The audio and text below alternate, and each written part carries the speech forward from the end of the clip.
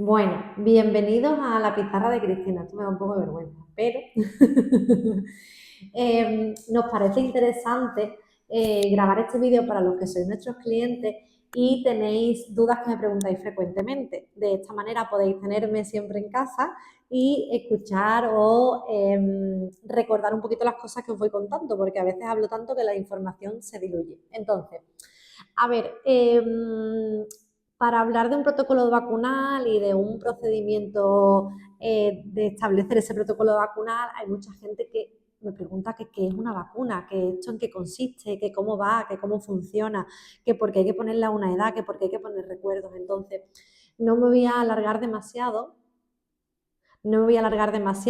pero sí explicar, porque además hoy en día todos somos un poco virólogos después del COVID, pero sí explicaros que una vacuna es un tratamiento preventivo que se administra al ser humano, al animal de compañía, para reforzar las defensas del animal frente a esa enfermedad, ¿de acuerdo? Entonces, no significa que vacunando al animal no vaya a contraer esas enfermedades ni que se convierta en Superman inmortal ante todo, simplemente lo que reduce es la probabilidad de que padezca la enfermedad y en caso de padecerla, normalmente la sintomatología es un poquito más leve, ¿vale? Entonces, eso es una vacuna.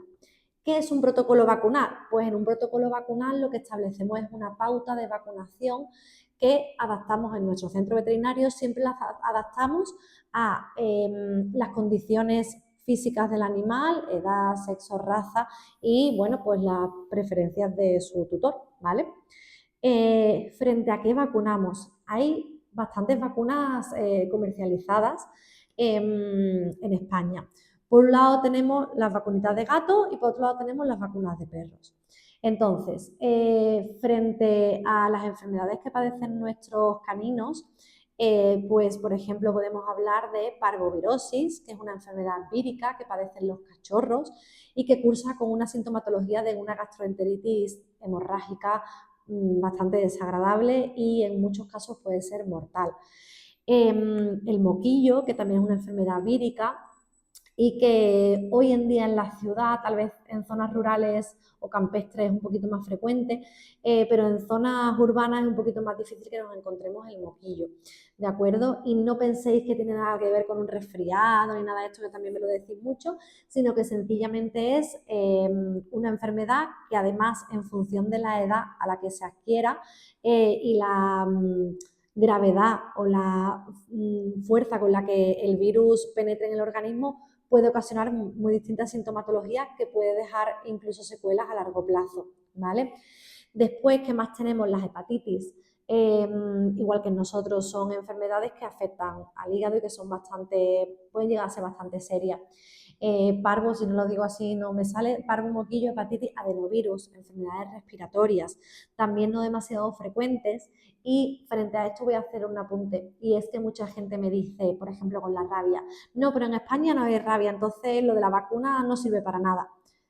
Voy a hacer una reflexión, y es que a lo mejor no hay rabia, que sí que la hay, a lo mejor no hay rabia porque estamos vacunando, ¿vale? No sé si sabéis que se han controlado a lo largo de la historia de existencia de las vacunas muchísimas enfermedades gracias a su uso. Cuando se dejan de usar, esos virus pueden volver a reaparecer, no es que reaparezcan, sino que todavía estaban ahí y podemos volver a contraer esas enfermedades. Por eso es fundamental la vacunación, para evitar que se propaguen, ¿de acuerdo? Y aunque luego lo comentaré también con la vacuna de la rabia, sí hay rabia. Nosotros, a través de nuestro colegio oficial, muchas veces recibimos las notificaciones de brotes de rabia. No siempre son en animales de compañía, pero sí en animales silvestres y tal. Entonces, es una enfermedad que obviamente existe y que además en Marruecos, por ejemplo, es una enfermedad bastante frecuente, y nosotros tenemos en Andalucía mucho tránsito de personas que van de Marruecos a Francia y pasan por nuestra comunidad autónoma. Entonces es fundamental proteger a nuestros animales de compañía, ¿de acuerdo? Me diluyo, veis que me diluyo. Después tenemos la leptospira. La leptospira es esa típica enfermedad que todos hemos limpiado una lata cuando la pedíamos en el mar y que decía, esto es una enfermedad del pipí de las ratas. Efectivamente, se puede transmitir por ese medio, pero también nos lo puede transmitir nuestro animal de compañía. Es una zoonosis, ¿vale? Y es una enfermedad que puede llegar a ser bastante importante, todas ellas lo son. ¿Por qué es importante vacunar? Pues como todo lo demás, porque son enfermedades que siguen existiendo y que si no protegemos a nuestros animales de compañía, pues pueden volver a existir esas enfermedades y a que tengamos brotes. Después tenemos la rabia, como os comentaba, que es una enfermedad obligatoria, ¿vale? De vacunación obligatoria, junto con el microchip y el pasaporte. Me estoy saltando un poco mi propio guión. ¿Cuándo se aplica el microchip? El microchip es obligatorio a partir de los 3 meses de edad. Es decir, en teoría, si nosotros viene un cachorrito recién destetado, empezamos primero con una desparasitación. Ahora os explico un poquito más todo el protocolo. Después aplicamos todas estas vacunas de cachorro que os he comentado y para cuando hayamos terminado, en teoría, debería estar en torno a los 3 meses de edad, que es cuando hay que aplicar el microchip. El microchip, esto es importante, son como 2 fases. Primero es implantar el dispositivo y después hay que darlo de alta. Eso solamente lo podemos hacer los veterinarios, ¿de acuerdo? Si tú adquieres un animal en un criadero, un tal, y te dice, ya tiene el microchip, cuidado, porque probablemente no esté dado de alta, solamente esté puesto el microchip. Eso, bueno, para que lo tengáis presente. ¿Por qué tiene que mi mascota un pasaporte y yo no? Bueno, pues para empezar, porque en las mascotas es obligatorio. Como os digo, en nuestra comunidad autónoma es obligatorio microchip, pasaporte y vacuna de la rabia junto con la desparasitación. Entonces, en ese pasaporte es un librito que ya todos conocéis, en el que van a ir reflejados todos los tratamientos que se le apliquen al animal, todos los tratamientos preventivos, ¿de acuerdo? Y ahí va toda la información relativa a su tutor, a la mascota, al veterinario que lo ha implantado y toda la información frente a esos tratamientos que estamos administrando.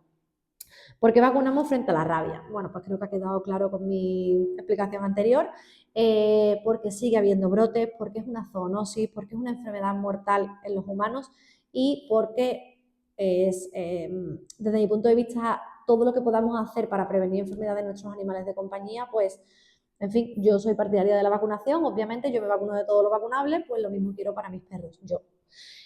¿Por qué ponemos recordatorios anuales? Bien, el único recordatorio anual que hay obligatorio es la vacuna de la rabia, pero yo siempre hago hincapié en que cuando son animales que conviven estrechamente con nosotros, que se suben al sofá, porque se suben, que se suben a la cama, porque lo hacen, que les damos besos, que les damos... estamos exponiéndonos a contraer algunas de esas enfermedades. Por eso es tan importante que le pongamos recuerdos. Los sistemas inmunes, los sistemas inmunológicos, tanto nuestros como los de los animales, necesitan de vez en cuando que les recordemos, por eso se llaman recordatorios, que tienen que fabricar anticuerpos frente a esas enfermedades, porque esos anticuerpos pueden ir desapareciendo con el paso del tiempo. ¿De acuerdo? Entonces, por eso es recomendable poner siempre esos recuerdos anuales. ¿Puedo sacar a la calle a mi perro aunque no tenga todas las vacunas? Esta es la pregunta del millón y la he dejado un poquito por eso para la última. A ver, yo raramente os diré que sí o que no tajantemente. Yo siempre os voy a exponer las ventajas y los inconvenientes de cada una de esas decisiones, porque ambas decisiones, tanto sacar como no sacar, pueden tener consecuencias, ¿de acuerdo? A ver, os pongo un ejemplo. Este perrito que hemos decidido que no va a salir a la calle, que hasta que tenga absolutamente todas sus vacunas. ¿Qué va a pasar? Que ese animal se va a encontrar con 3 meses y pico, sin haberse expuesto a ninguna de las cosas que se va a encontrar a lo largo de la vida. Desde una bici, el clasón de un coche, una sirena o un señor en silla de ruedas. ¿Qué pasa? Que hay una fase de la vida del animal que está en torno a los 3 o 4 meses en los que se desarrolla esa, digamos, personalidad del animal, ¿vale? Entonces, es en ese periodo de su vida cuando es recomendable que se exponga absolutamente a todo. Es ahí donde va a aprender a comportarse, a ser perro, ¿de acuerdo? Entonces, si yo le privo de esa, bueno, de esa opción, ¿qué es lo que va a pasar? Que cuando tenga 3 meses y pico y salga a la calle por primera vez, va a flipar, va a decir, pero ¿esto qué es? Esto yo no sabía que esto funcionaba de esta manera, todas estas personas, todos estos animales, todos estos coches, todo esto. Y entonces es posible que reaccione asustándose. Y todos conocéis o habéis tenido un perro de estas características. Entonces, la mejor manera de evitarlo es sociabilizar, ¿vale? Que ese animal se acostumbre a jugar con perros, con todos los perros del mundo. Me da igual que sea un chihuahua, un yorkshire y el otro perro sea un mastín. Tienen que sociabilizar y tienen que aprender a comportarse como perros, que son. ¿Cuál es el inconveniente o la principal desventaja? Pues obvio que su sistema inmune está en desarrollo, que todavía no tiene todas sus vacunas y entonces aumenta la probabilidad de que pueda llegar a contraer alguna de estas enfermedades. Si bien es cierto que hoy en día ya no es como hace 20 años que un perrito se me moría de la parvo. Hoy en día puede morirse, no voy a decir que no, pero las probabilidades son más bajas. Entonces, mi consejo siempre va a ser intentar que sea al menos un término medio. Vamos a intentar que se exponga a todas estas situaciones y a todas estas cosas que se va a encontrar, pero sin que corra riesgo la vida ni que pueda llegar a contraer alguna de estas enfermedades. Además, hay también que tener en cuenta una cosa, cuando hay varios perritos en casa o sencillamente nosotros saliendo a la calle ya estamos llevando a casa pues parásitos, pues virus, pues todas esas cosas. Entonces, el animal, por mucho que no salga a la calle, siempre va a estar expuesto de alguna manera. Y eso también tenéis que tenerlo presente, que no tiene mucho sentido cuando, por ejemplo, lo que os digo, dos animales conviven, bueno, perdón, tenemos un animal adulto en casa y llega un cachorrito. Y ese cachorrito no lo sacamos, pero duerme en la cama con el otro perro que sí sale a la calle. ¿Entendéis lo que os quiero decir? Entonces, al final la decisión es de cada uno, pero lo que sí os pido siempre es, si con el tiempo nos damos cuenta de que no hemos tomado la mejor decisión y nuestro perro tiene problemas de sociabilización, fobias y miedos, pues vamos a tomar medidas y vamos a buscar soluciones, que las hay, siempre las hay, lo único que hay es que querer encontrarlas. Entonces, bueno, pues eso es lo que os quería contar y me acabo de dar cuenta yo ahora mismo, yo sola, que cuando he hablado de las vacunas, he hablado solamente de las vacunas de perro, perdonadme, tutores de gato, porque evidentemente los gatetes también tienen sus protocolos vacunales, ¿de acuerdo? Ellos también es recomendable siempre desparasitarlos al principio y después hay varias enfermedades frente a las que vacunamos en los gatetes, ¿vale? ¿Cuáles son estas enfermedades? Bueno, pues por simplificar un poquito, tenemos un síndrome. Un síndrome es un conjunto de síntomas. Síndrome gripal, que tenemos dolor de cabeza, mucosidad, dolor muscular, fiebre. Eso no es una enfermedad en sí misma, sino que es un conjunto de síntomas, ¿vale? Pues el síndrome respiratorio felino es un conjunto de agentes patógenos que provocan en el gato sintomatología a nivel ocular, a nivel del aparato respiratorio y a nivel de la boca y aparato digestivo, sobre todo de la boca.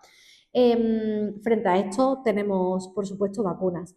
Y después están las dos enfermedades por excelencia en gatos, que son la leucemia y la inmunodeficiencia felinas. Ambas provocadas por virus, no tienen nada que ver con esas enfermedades en humanas, ni tampoco se nos transmiten ni se contagian.